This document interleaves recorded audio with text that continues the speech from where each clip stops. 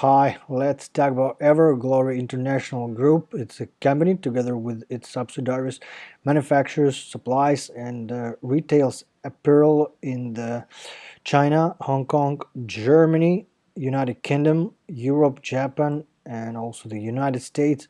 Market cap is not so big, so it has pretty much the potential valuation side 5 out of the 6. Health 4 out of the 6, and past 2 out of the 6 they become profitable this year, and trading basically based on last week's close 58% below the site's estimated fair valuation.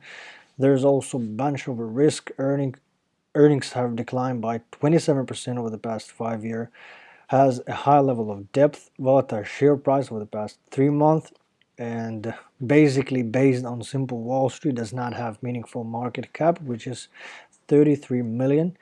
Latest share price and events, we see here that they had earnings updates, board change, and that is leading to the market performance. 1-year return equals to 100%. So those who invested 1 year earlier, they doubled their money. But this looking for pretty long-term periods, 3-year return minus 38, 5-year minus 17.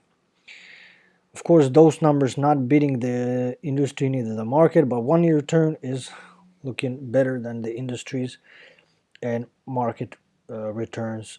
Long-term price volatility considered as low. Valuation side, basically fair valuation should be around 5.41, and basically we have this number, so they double in 1 day, 119% up, and all. Yeah, it reached the $5 this day.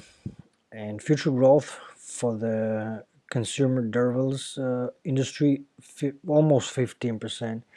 Past performance, so we see here historical annual earning growth decreased by 27%.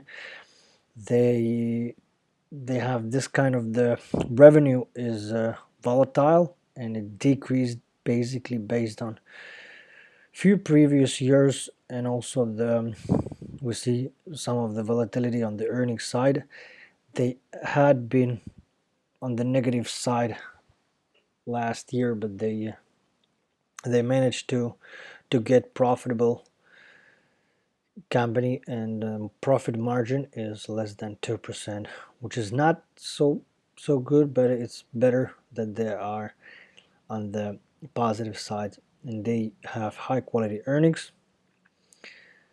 Financial health side, we see here the equity is covering the depth, also the cash level is covering the depth. So cash 81 million, equity 132, depth 71.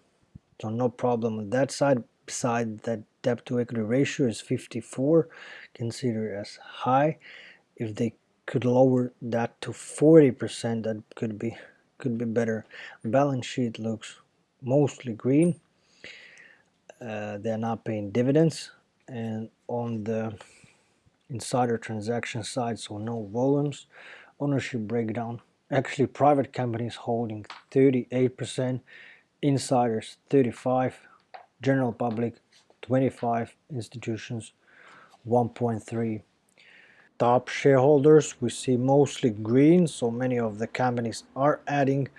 Only one, UBS Asset Management, decreased 82%, but mostly Renaissance Technology Company almost 500% added.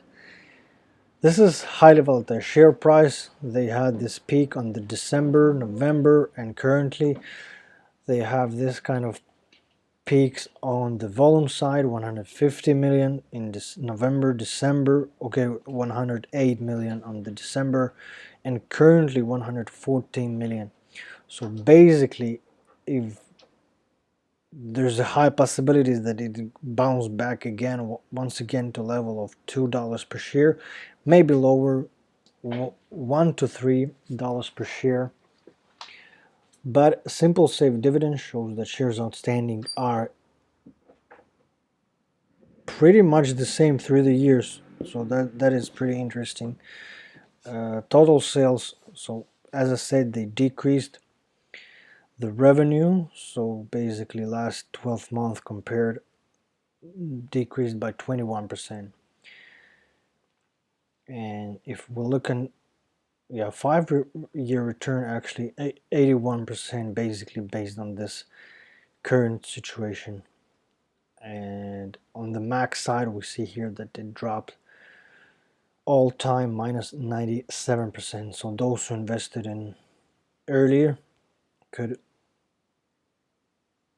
lost all the investment. And investing.com, summary the stock for long-term investors as a strong buy. You see here that it's actually currently basically on this trading day 130%.